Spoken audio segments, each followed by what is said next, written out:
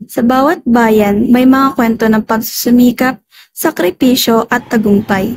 Isa na dito ang kwento ng pamilyang Aguilar. Mula sa mga hamon ng buhay, nagkaroon sila ng pag-asa at pagkakataon upang makamit ang kanilang mga pangarap. Paano? Ito ay dahil sa tulong ng Pantawid Pamilyang Pilipino Program o 4Ps. Ang pamilyang Aguilar ay nagsimula sa isang mahirap na kalagayan. Ngunit ang kanilang pagnanais na magtagumpay at mabigyan ng mas magandang bukas ang kanilang mga anak ay nagbigay sa kanila ng lakas upang magsikap. Ito ang kwento ng pamilyang Aguilar.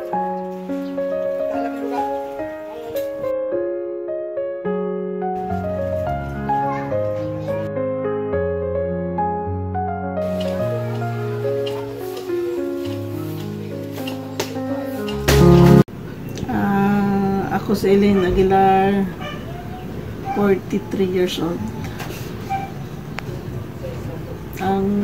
Kami ay bali 6. Tapos, ang income, kasi yung asawa ko lang naman nagtatrabaho. 400 to 500 ang niya, bali isang araw. Inaabot din ng 12, parang 12, inaabot ng 12 years. Tapos, 2 years na kaming graduate. 2023 to 2025. Nag-start kami kasi, ikitira lang kami, parang nakikitirig lang kami ng bahay. So, hindi sa aming lupa. Tapos, ang liit-liit niya. Tapos, siguro, mga ilang years na kami sa 4Ps, kahit pa paano, medyo nakatulong din, gawa ng yung kinikita ng asawa ko ay, so, parang yung iba naiipon na. Kasi yung sa pag-aaral ng mga anak ko, nakukuha ng iba sa 4Ps. Tapos, yung mga ilang years, nagkaroon na kami ng, tinirikan ng lupa. Nautay-utay na din namin yung bahay. Hanggang yung mga anak ko ay kahit pa paano nakagraduate na ng college. Yung dalawa, pero bali 3 na sila. Kasi yung isa ay 2 years pa lang, tapos diniretso kong pag-aralin ng 4 years. Meron na kaming bahay. Kahit pa paano nakapagpundar na din ng kahit pa paano may tricycle na kami. Katulong din naman yung yung 4Ps para sa sa mga anak ko nag-aaral. Ay, nakatulong siya sa sa pag-aaral kasi yung imbis na kinikita nung mister ko na pambaon nila, siyempre yung nanggagaling na sa 4Ps. Tapos siyempre sa health, libre naman kasi pag 4Ps ka, libre yung mga gamot sa center, check-up, libre yun. At saka, siyempre, pag may na-hospital, libre din. Kaya malaki talagang tulong. Maintain pa rin naman yung, yung sa check-up, tapos yung sa, sa financial, medyo nag-level up naman kahit pa paano. At saka nakapagpatapos na. 2 na silang nagtatrabaho, di kahit pa paano malaki na rin yung naging improvement sa amin. Lalo't 2 na lang yung nag-aaral. Ang laki ng naging improvement. Nagkaroon kami ng tinitirikan ng lupa. May bahay na. Nagkaroon na kami ng 2 sasakyan, kahit pa paano tricycle at saka single na motor. Tsaka yan, yung mga dating wala kami ng mga gamit na dati wala kami mga gadget. Halos lahat ay i-provide na.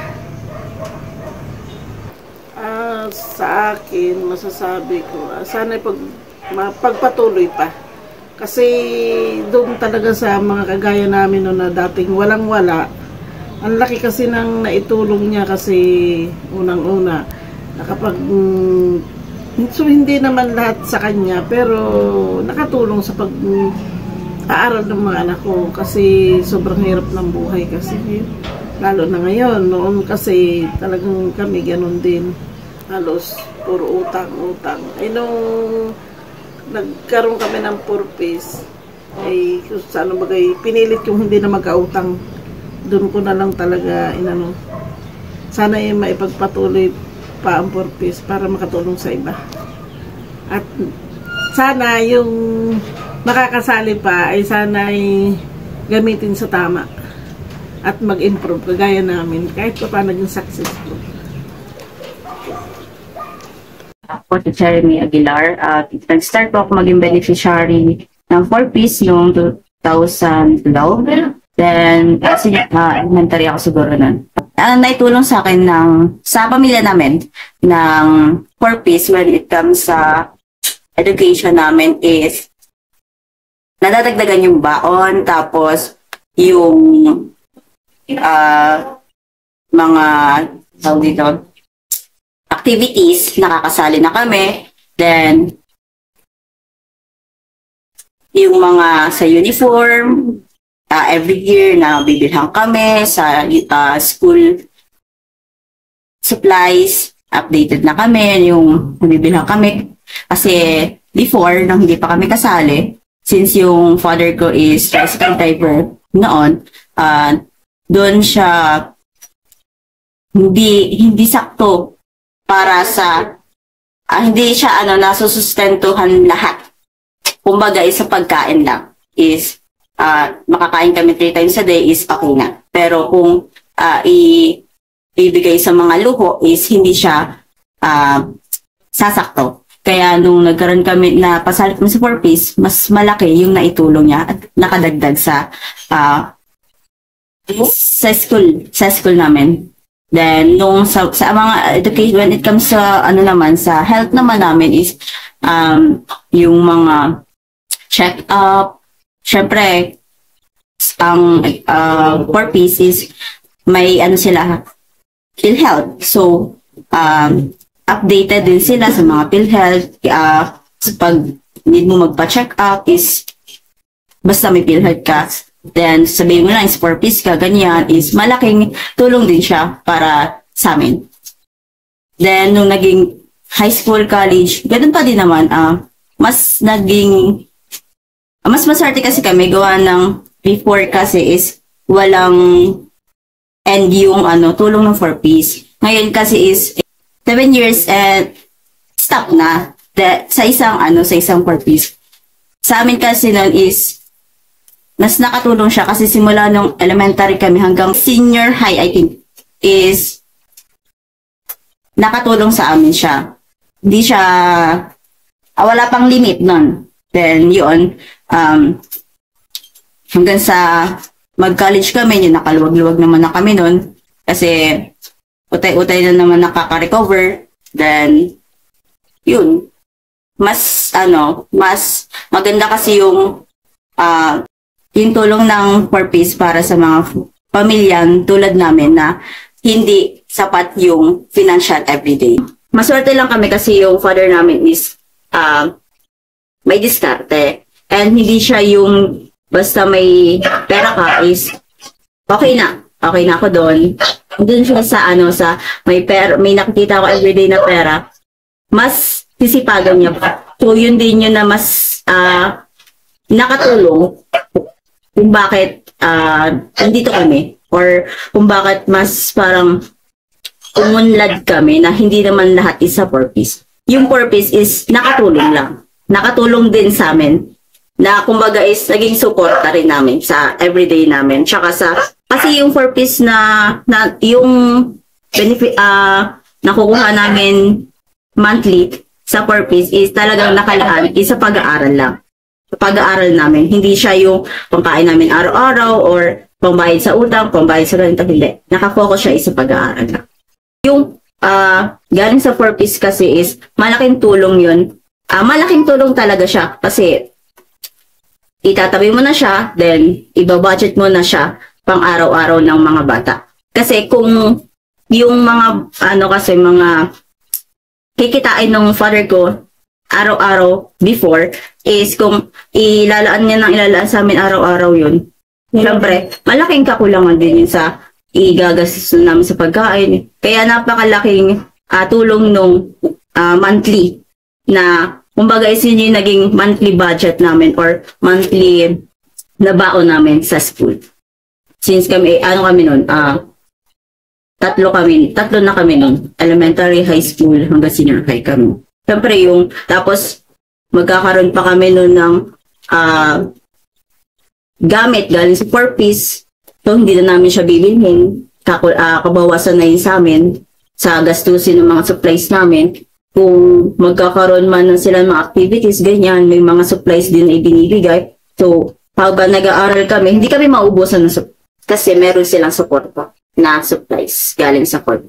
Sobra yung laki ng naging improvement ng 4-piece sa amin. Hindi naman kasi siya lahat, sabihin natin, hindi naman siya lahat galing sa 4-piece talaga. Kasi nagtatrabaho naman talaga yung father ko.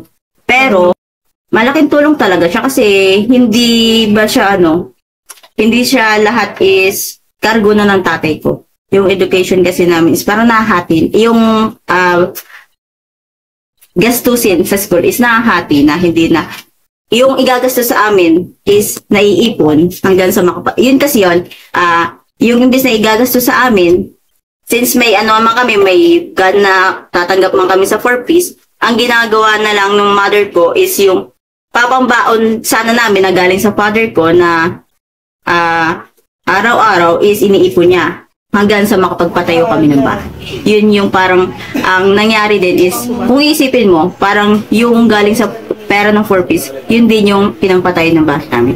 Ganun yung nangyari. Na imbis na yung baon namin na galing sa father namin is ibibigay sa amin, iniipon niya. Para yun yung makapagpatayo ng bahay. So, ibig sabihin, malaki yung naging tulong ng 4-piece sa pamumuhay namin. Kailangan natin tulungan din yung family natin since sila man yung nagpursige para para mapunta tayo sa nandito, makapagtrabaho tayo na hindi tayo naiinitan. Siyempre, iba yung trabaho kasi nung nasa field ka na na sobrang pagod na pagod ka para at least kumita ka ng pera. Dito. Thank you kasi napakalaking improvement at napakalaking tulong ng programang ito para sa amin. Sa amin na hindi ganun kayaman and tapos before. Then sana mas marami pang maging activities para at least kasi tulad ng FDS, marami kasing mga activities na nakakatulong talaga sa mga beneficiaries. Mas maganda sana mas marami pa silang create na na mga activities para sa mga beneficiaries, sa mga mother, sa mga kabataan na na nasa loob pa siya ng purpose. Kasi napakalaking tulong. Ang kwento ng pamilyang Aguilar ay isang kwento ng tapang, determinasyon at pagmamahal sa pamilya. Sa tulong ng Pantawid Pamilyang Pilipino program, hindi lang sila nakatawid sa buhay, kundi nagtagumpay mula sa pagiging benepisyaryo ng 4-piece hanggang sa makatapos sa programa. Ngayon, sila ay nagsisilbing inspirasyon sa bawat Pilipino na kasali sa programa. Sa mga magulang at kabataan na nagsusumikap, tandaan, sa bawat hakbang ng buhay, may tagumpay na naghihintay.